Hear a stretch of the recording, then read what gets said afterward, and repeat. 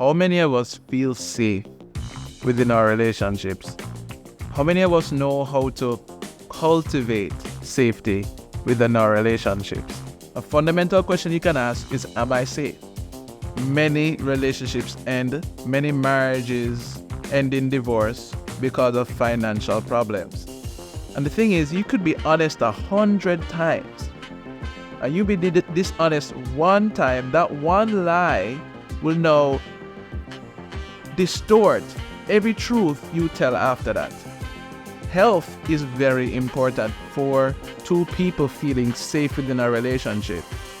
Are you happy as a single individual with nobody in your life?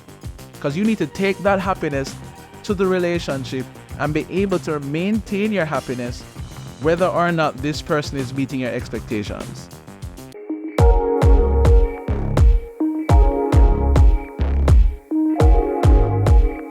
Yo. Welcome back to another episode of the Worst Relationship Advice Ever. You don't know, it's your boy Darren, Salmon, bringing to you another episode. Last time we looked at the length of time it should take for two people to be together before getting married, and that was a very riveting conversation with Monisha Taylor. I hope you enjoyed it. It's just me here today, no more guests. I tell you, organizing to have guests on the podcast is very difficult. My job is very demanding as a financial advisor, and I hold various positions, various offices, and I'm studying at this moment. It's a lot. So for my schedule and other people's schedule to synchronize is difficult. So that's why most times you're gonna see just me. Today's topic of discussion is safety. Yeah. I've been observing that many of us young people are having a hard time solidifying our relationships, solidifying our connections, getting our relationships to the place where they can stand the test of time. And I often wonder to myself, why is it that is happening in this generation?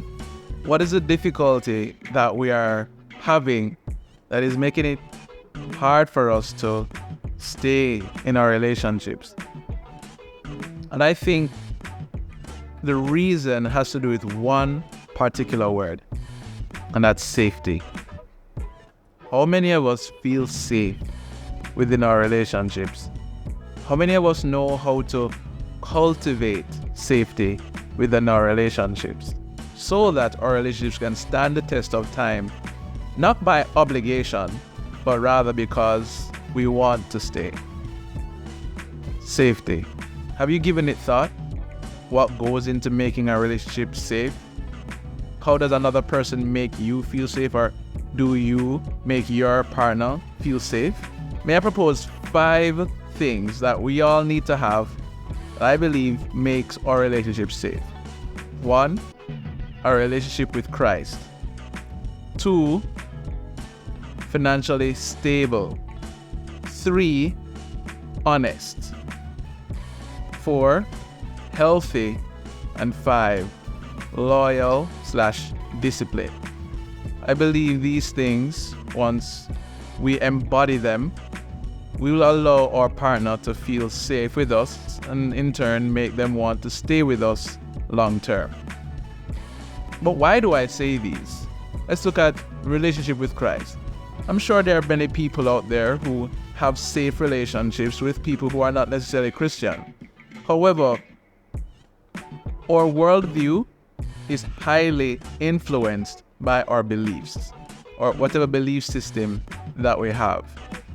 And so I know for me personally, I would not want to be in relationship with a person who doesn't believe in Christ, who doesn't have a relationship with Christ, who wasn't reading their Bibles, attending church, who isn't seeking to follow Christ.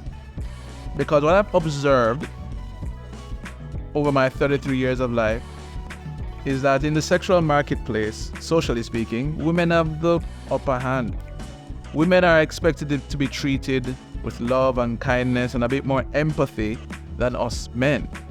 And so if in a situation where I'm in a relationship with a person who is very much aware of the fact that she ought to be treated a bit more softly and kindly, than us men, she may use this to her advantage against me, right? Not recognizing that I too, as a human being, I need softness as well. I need kindness. I need generosity. I need sacrifice.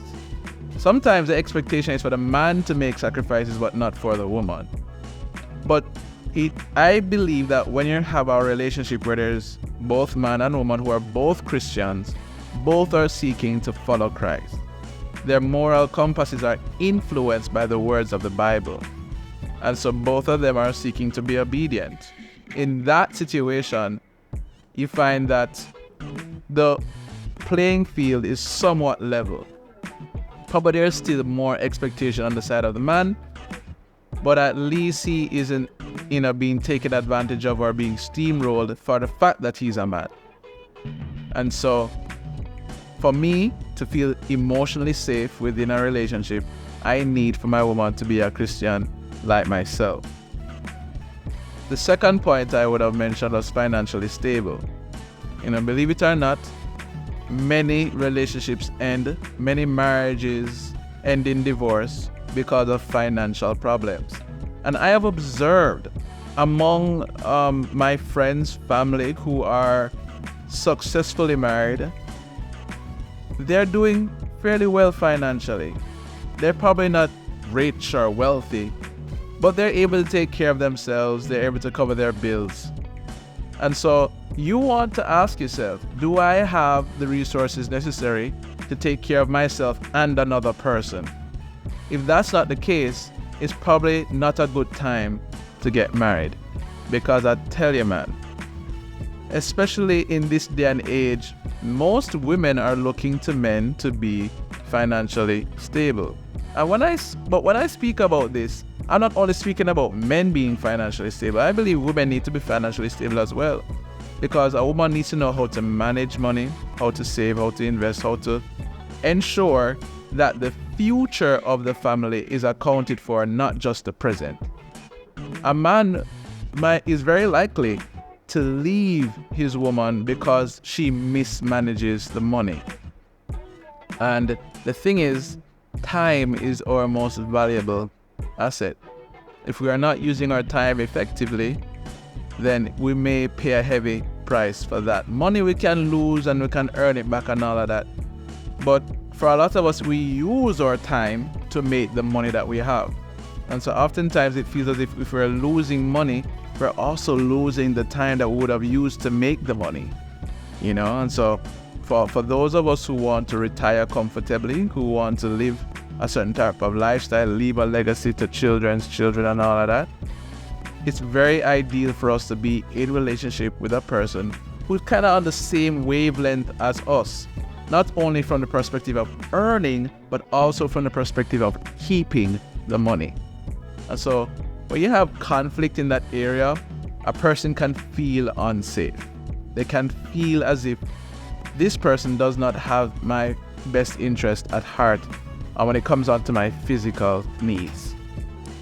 Another thing that we also have to take into consideration is honesty. Are you honest? Truly, are you honest? I wouldn't have come to a full understanding of just how important honesty is until, I'd say, my previous relationship. Yeah, for real. Because I tend to lie. I'll be honest with you. When it comes on to avoiding conflict, when it comes on to trying to avoid hurting people's feelings, I will not be honest about my true feelings and intentions because I'm trying to keep the peace, or I'm thinking that something is not that big of a deal. But when it comes on to our emotional well-being and feeling safe in a relationship, we want to know that our partner is being absolutely honest with us, even if it hurts. Yeah, and I'll tell you this, if you're in a relationship and honesty is a threat, it means somebody is being manipulated. Somebody is being manipulative of the other person. If honesty poses a threat to the relationship's sustenance. And so I believe that if you are having a hard time being honest with the person that you're with, that may be a contributing factor to the fact that you're unable to sustain your relationships long term. They keep on breaking up. You keep on going from relationship to relationship because you see, honesty is at the very core of trust. And trust is the bedrock of intimacy. And the thing is, you could be honest 100 times. And you be dishonest one time, that one lie will now distort every truth you tell after that. Before, the person could take you at your word and just believe whatever you say. Now that they are aware that you've told a lie or told a couple lies, that will now cause them to doubt what you're saying going forward, which is oftentimes at the heart of a lot of conflict and what makes conflict resolution so difficult. It's not so much about what an individual is saying, but whether or not the people trust each other. Yeah. And so, if you want to damage the trust in your relationship, tell a lie. It could be a small little white lie. That can damage the trust. And then one lie after the other can just cause the trust to just degrade all the way. And before you know it, you're with a person who doesn't trust you or who you can't trust. And of course, the relationship will not stand the test of time without trust. And so, honesty is very important for you and your partner to feel safe. Yeah? The next point I think I made was healthy. Yeah, man. You need to be healthy. And when I say healthy, I'm meaning on all the levels. Physically, emotionally, mentally, healthy. Because from a physical standpoint, we don't really want to be with people who are going to be a burden to us. I know that's for me. So I do exercise on a regular basis. I enjoy distance running. And a part of my motivating force that causes me to get up early in the morning and do my push-ups and my stretches and my running is because I want to be healthy for my spouse. I want my wife to get the best version of this body that I can give to her. Because I know she's expecting me to be a protector and a provider and to be able to lift things and push things and move things and help her with her bags and all of that. And so my body needs to be in a particular shape to deliver on those expectations. And so I also too want my wife to be healthy, to be able to bear children healthily without complications, right? To be able to help me with the things that we may need to carry, to be able to go the distance with me in the bedroom, yeah? And so health is very important for two people feeling safe within a relationship. I have observed many times where people leave relationships in the midst of another person's ill health. It's sad but true. Oftentimes we feel as if we are in a relationship with a person who is ride or die, who is going to be sticking with us through thick and thin until we get sick, until we're laying on a hospital bed and they're like, whoa, this is too much for me. I need to find somebody else who can meet my needs more adequately. So that's just how life is sometimes. And so let us not take for granted that health is an important aspect of us feeling safe within our relationships and that our person is not going to be a burden to us. It really does annoy me when my partner makes decisions that jeopardizes her health, especially when I would have told her not to do certain things, right? Health also encompasses your emotional health. Are you happy? Are you happy as a single individual with nobody in your life? Because you need to take that happiness to the relationship and be able to maintain your happiness whether or not this person is meeting your expectations. Yeah? If you are the type of person that can take responsibility for your life and for your emotional health and not place that on somebody else, then you're in a good place to sustain a relationship long term. You can allow the other person to feel safe because now they can be authentic with you even if it will offend you, it will probably hurt your feelings or annoy you, they know that they're not necessarily chronically affecting your happiness because you are an innately happy individual. Yeah? And so being able to maintain emotional health is also an important part of creating safety for yourself and for your partner. Yeah? So you want to be healthy in all the ways. Mentally healthy as well. Like, are you smart? Yeah? Can you understand and have deep conversation with your partner? Can you resolve conflict by being able to decipher what is fair and how to come to a middle ground? That too is a part of making the other person feel safe, making the other person feel considered, and that their concern is just as important to you as your concern is important to you. Yeah? That's also a part of being healthy.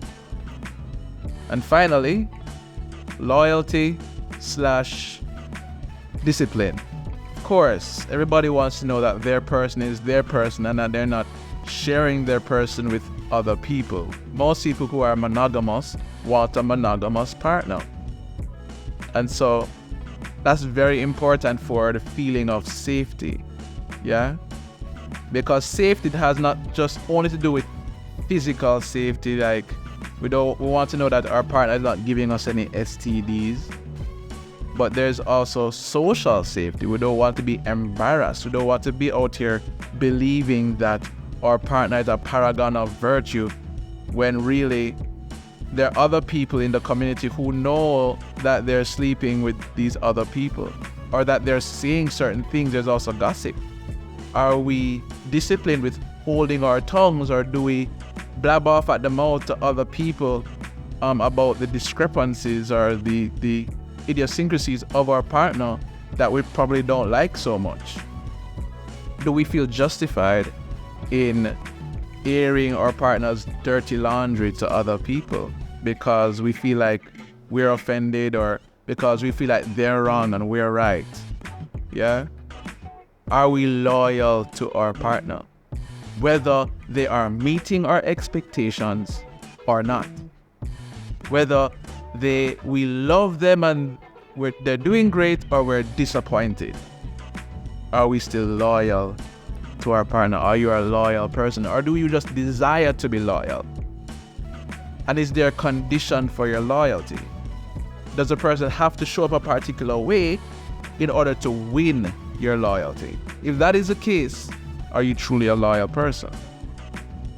And if you're not truly a loyal person, are you truly a safe person? Some questions to answer there. So I'm just guiding you through these, many topics for you to analyze yourself and think, am I safe? Do I cultivate a feeling of safety in my partner?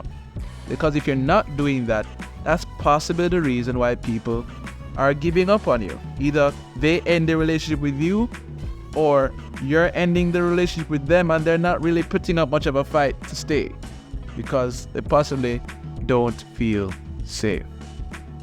Are you disciplined?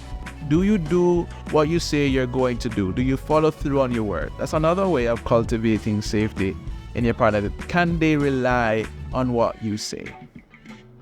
Yeah, and all of these things are a part of personal development and growth. And you'll find that your relationships will do better if you're able to cultivate these things within yourself. And if you can just stop pointing the finger at the other person and saying, oh, it's their fault and this is what they did and this is what they said.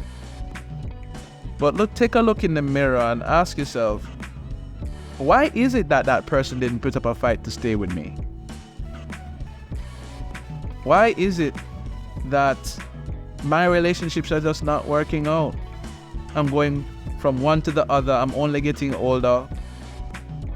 It seems as if I'm going to die alone. What do I need to change within myself? A fundamental question you can ask is, am I safe? Am I safe to be with? Am I safe to be vulnerable with? Or do I turn my partner's weaknesses against them? Do I put them down? Do I belittle them? Do I disrespect them because they're not meeting my expectations, because they're not showing up the way I want them to show up? Am I safe? Is it safe for my partner to be a human being with me? Flaws and all. Yes, they're amazing at their jobs. They earn a lot of money and they're great in bed and they can cook, but they're not necessarily good at conversation, or they don't know how to mow the lawn, or they don't know how to change a tire.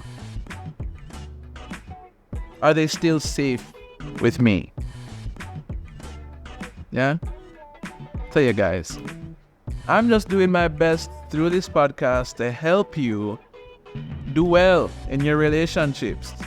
Because to me, there is nothing more important. It is God and people. God and people. Everything else, the car, the house, the watch, the clothes, the money, the church building, the church pews, the activities, everything else falls secondary, tertiary, portiary to God and your relationships with other people. Blessings to you and your family. Thank you so much for joining me again for another episode of the worst relationship advice ever. I hope this was insightful. I hope it was good for you. Please like, share, subscribe. Yes, spread the word that the worst relationship advice ever is probably not the worst. I'm being a bit oxymoronic, right?